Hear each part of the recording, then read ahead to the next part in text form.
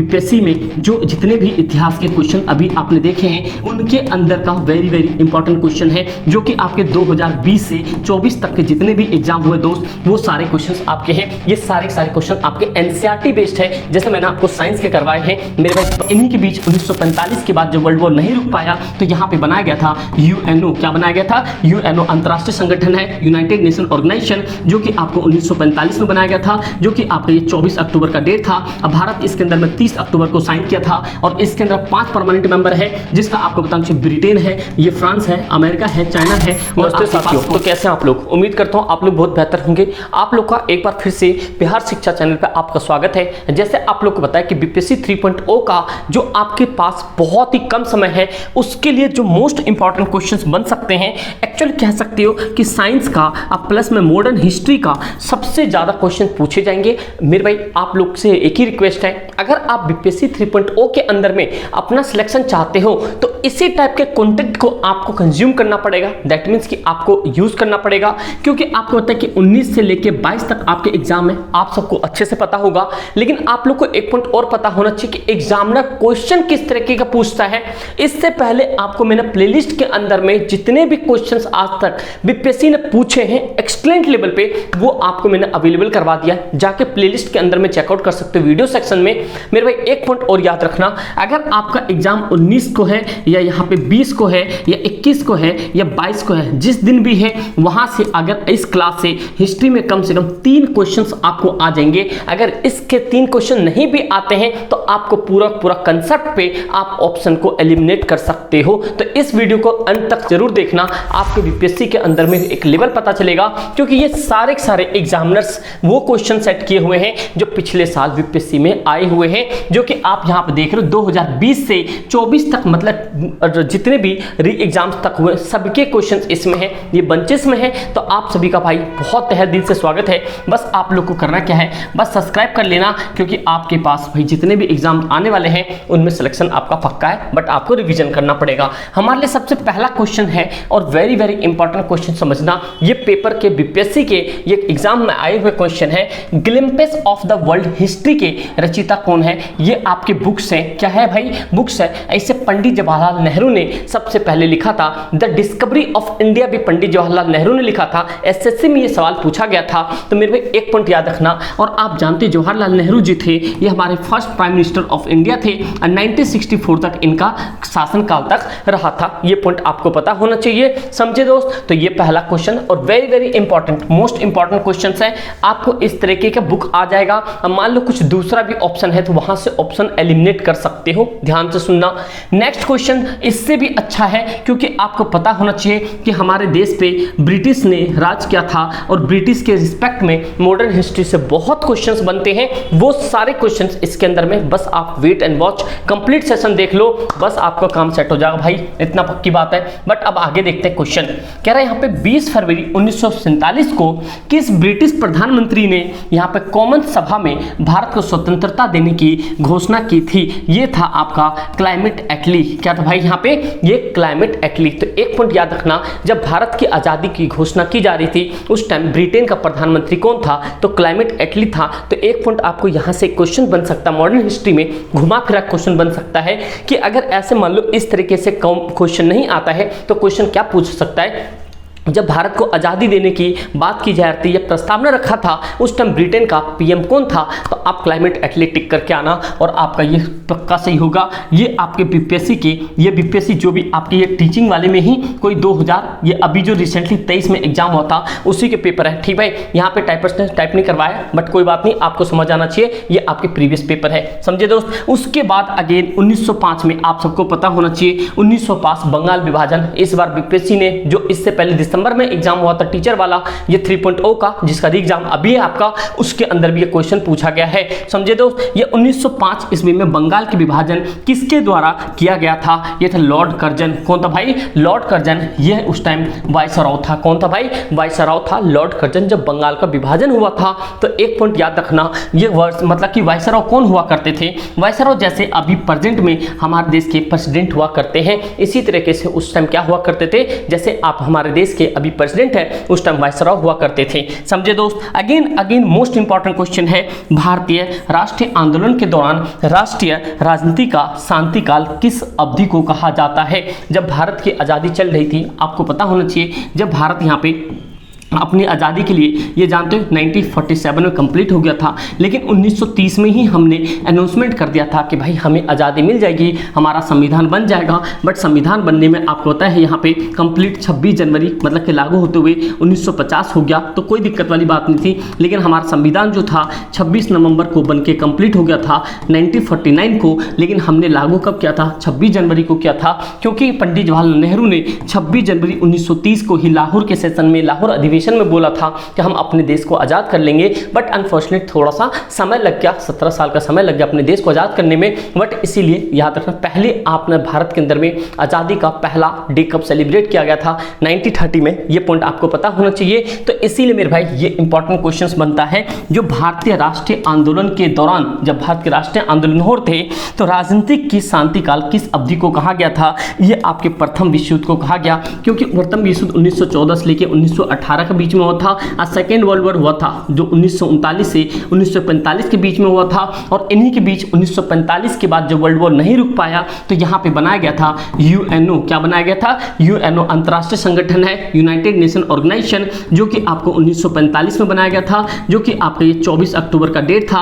अब भारत इसके अंदर में 30 अक्टूबर को साइन किया था, और इसके अंदर 5 परमानेंट मेंबर है, जिसका आपको बताना चाहिए ब्रिटेन है, ये फ्रांस है, अमेरिका है, चाइना है, और आपके पास कौन है? एक ब्रिटेन हो गया, फ्रांस हो गया, यहाँ पे अमेरिका हो गया, चाइना हो गया, एक आगे कौन है यहाँ पे भाई? देखो रशिया हो गया। कौन हो गया? रशिया। ये सारे क्या परमानेंट मेंबर है, इनके पास वीटो पावर होता है। तो ये पॉइंट याद रखना। वैसे पहली प्रस्तावना किसके पास आया था? इंडिया के पास आया था, बट इंडिया ने छोटी आंख वालों को दे दिया। समझे। उनको यही नहीं पता है कि मेरे भाई ऐसे चाइनीज वाले को हमारे देश में मोमोज बेचते हैं, समझे, खास करके दिल्ली में। समझे दोस्त। तो उनको बताओ कोई भी। अगला क्वेश्चन, ये आपके बीपीएससी में जो जितने भी इतिहास के क्वेश्चन अभी आपने देखे हैं, उनके अंदर का वेरी इंपॉर्टेंट क्वेश्चन है, जो कि आपके 2020 से 24 तक के जितने भी एग्जाम हुए दोस्त, वो सारे क्वेश्चंस आपके हैं। ये सारे क्वेश्चन आपके एनसीईआरटी बेस्ड है, जैसे मैंने आपको साइंस के करवाए हैं मेरे भाई। बस अगर आप सिलेक्शन लेना चाहते हो, कमेंट सेक्शन के अंदर में आप सभी का कमेंट होना चाहिए, और किस टॉपिक का डिमांड है मैं आपको एक पहलू दे रहा हूं। ये एग्जैक्टली नहीं यही आ जाएगा,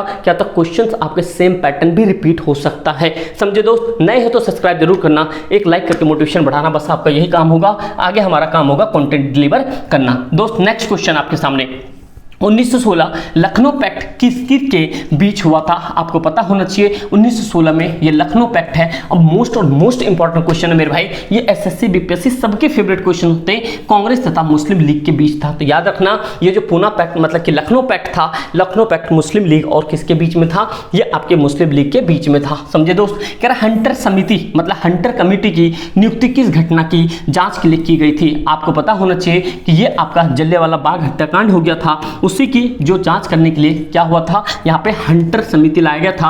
और जलियांवाला बाग हत्याकांड कब हुआ था? ये आपके 13 अप्रैल 1919 में हुआ था, आप सबको पता होना चाहिए। और ये कहाँ हुआ था? ये आपका अमृतसर, क्या भाई? अमृतसर पंजाब में हुआ था, आपको पता होना चाहिए। यहाँ पे बहुत सारे बेगुनाह लोगों को मारे गए थे। क्या आप लोग कमेंट करके बता सकते हो किसने इस पे जलियांवाला बाग हत्याकांड पे किसने गोली चलवाई थी? बताओ। अगर आप लोगों ने पढ़ा होगा क्लास 9-10 के अंदर में, किसने गोली चलवाई थी आपको सबको पता होना चाहिए। और उसी को उधम सिंह ने जाके कहाँ मारा था? ब्रिटेन में जाके मारा था। आप उस पर्सन का नाम बना सकते हो, बता सकते हो कौन सा ऑफिसर था? जे होता है जनरल, पूरा नाम होता है जनरल। आगे का आंसर है इसका डी। तो पूरा कंप्लीट करके आप सभी कमेंट करके जरूर बताना। ये क्वेश्चंस लेवल होते हैं मेरे दोस्त, समझे। नेक्स्ट क्वेश्चन पे आते हैं, जो आपको ये भी एक्सट्रीम क्वेश्चन है। कह रहा भारतीय राष्ट्रीय आंदोलन का गर्मपंथी, आपको पता होना चाहिए कि दो जने थे, एक तो गर्मपंथी था, एक नरमपंथी था। दो तरीके के लोग थे, जिसमें कि आपके एक तरफ गांधीवादी शांत दिमाग के थे, एक तरफ भगत सिंह लोग के थे। तो वो पता होना चाहिए आपके प्रावधान कब से आया। तो गर्मपंथियों का ये हो गया था 1906 में, जब ये आपके पास बंगाल विभाजन की बात से आई थी। फिर क्वेश्चन है, लंदन में जनरल ओ डायर को गोली किसने? आपको पता चल गया कि आपको सबसे पहले अभी जो पीछे आपके पास आंसर था, मतलब कि क्वेश्चन था, ये क्वेश्चंस को आपका आंसर क्या होगा? जनरल ओ डायर होगा। तो बीपीएससी का एक कंडीशन देख सकते हो, क्वेश्चंस का एक कंसेप्ट के अंदर से क्वेश्चंस कितनी बार निकाला है, बस ये कह कह दिया कि इस जनरल डायर को गोली किसने मारा था, उधम सिंह ने मारा था, ब्रिटेन में जाके, मतलब लंदन, इसका नाम था उधम सिंह। दोस्त समझे। अगला है भारत छोड़ो आंदोलन के प्रभाव पर प्रारंभ करने के पश्चात महात्मा गांधी को नजरबंद करके कहाँ रखा गया था, ये आपको पता चाहिए। आगा खान महल पुणे में रखा गया था। नजरबंद का मतलब होता है कि मतलब उस जब आंदोलन किया गया था उस टाइम इसको हिप्नोटाइज करके रख दिया था, कहीं पे कैद करके। वो आगा खान महल था जो कि पुणे में है। कभी कभी क्वेश्चन ये पूछ देगा कि भाई ये बताओ आगा खान महल कहाँ पे है, तो पुणे में है, ये आपको पता होना चाहिए। नेक्स्ट क्वेश्चन, 1920 में गांधी जी ने कांग्रेस अधिवेशन में संपूर्ण स्वराज की कांग्रेस का लक्ष्य बनाने की प्रस्तावना रखा था। यह अधिवेशन कहाँ हुआ था, तो ये आपको बताना चाहिए अहमदाबाद में हुआ था, जहाँ पे गांधी जी ने पूर्ण स्वराज की मांग की थी। तो एक क्वेश्चन और अच्छा बन सकता है यहाँ से, पूर्ण स्वराज की मांग गांधी जी ने कब की थी, तो ये की थी 1920 में। अगला क्वेश्चन अगर बीपीएससी घुमा देता है पीछे, आपने देखा कैसे एक ही कंसेप्ट से दो दो क्वेश्चन पूछा कि कहाँ हुआ था, तो यह हुआ था अहमदाबाद में। तो ये पॉइंट इंपॉर्टेंट याद रखना, 1920 आपको याद रखना दोस्त, समझे। बस आगे देखते जाओ, अभी तो और कहानियां बाकी है। नेक्स्ट क्वेश्चन आपके सामने और वेरी वेरी इंपॉर्टेंट क्वेश्चन है दोस्त, ध्यान से सुनना। कहना क्या हो गया, 1857 ईस्वी के समय भारत के गवर्नर जनरल कौन थे, यह आपको पता होना चाहिए। ये लॉर्ड कैनिंग थे 1857 के, जो कि आपको पता होना चाहिए कितने 10 मई 1857 को क्या हुआ था, कंप्लीट यहाँ पे आपके यहाँ पे 1857 विद्रोह हुआ था। और ये आपको पता है कि लास्ट कहाँ तक, ये मेरठ से लेके दिल्ली चले थे, और दिल्ली में उस टाइम बहादुर शाह जफर द्वितीय का शासन चल रहा था। ये पॉइंट आपको याद करना है। नेक्स्ट क्वेश्चन है, इलाहाबाद में आयोजित एक दरबार में लाइव मतलब कि लॉर्ड कैनिंग ने क्राउन के घोषणा पत्र को बढ़कर सुनाया। इस घोषणा में पत्र के कुछ इतिहासकारों ने किस संज्ञा की बात की थी, ये भारतीय स्वतंत्रता का मैग्ना कार्टा, मतलब उस न्यूज़पेपर में ये लिखा हुआ था कि भारत को अब स्वतंत्र किया जाएगा, इस तरीके की चीजें थी, वो समझे।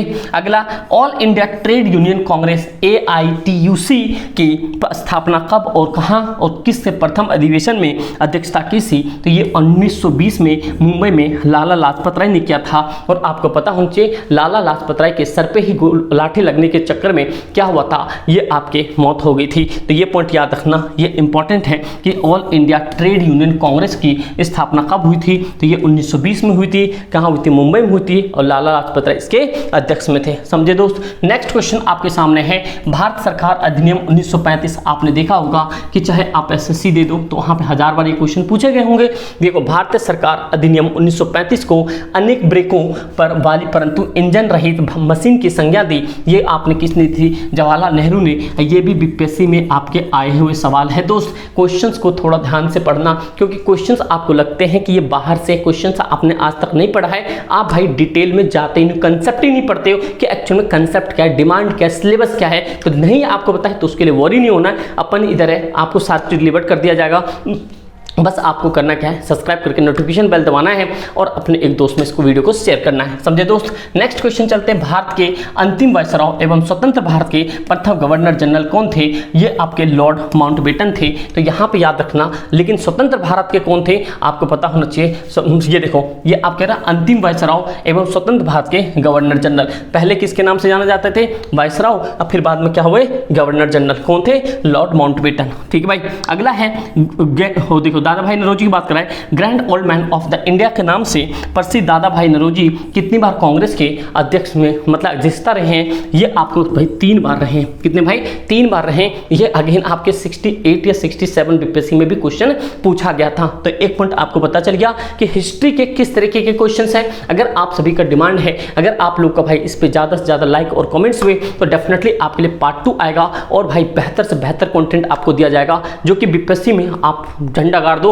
और अपना सिलेक्शन लो, समझे दोस्त। तो उम्मीद करता हूँ आपको क्वेश्चंस अच्छे लगे होंगे। बस आप लोग को एक ही काम करना है, प्लीज़ आपको ये बिहार शिक्षा चैनल को सब्सक्राइब करना है और अपनी नोटिफिकेशन बेल ऑन जरूर रखना। जैसे ये इमेज दिख रहा है, एकदम कॉन्फिडेंस होना चाहिए, और उसी तरह से आप भी कॉन्फिडेंस हो गए, चाहे आप यहाँ पे गर्ल्स हो बॉयज हो, डजेंट मैटर। बस आपका एक एम होना चाहिए, इस बार सिलेक्शन लेना है। अगर आप लोग सच में सिलेक्शन लेना चाहते हो, कमेंट बॉक्स में यस कमेंट होना चाहिए। मैं समझ जाऊँगा आप लोग सच में एक धुरंधर हो, एक वॉरियर हो, ठीक दोस्त। प्लीज़ यार आप लोग जरूर सब्सक्राइब कर लेना, और भाई टेलीग्राम ग्रुप होगा उसे आप जरूर ज्वाइन कर लेना। Thank you so much and जय हिंद।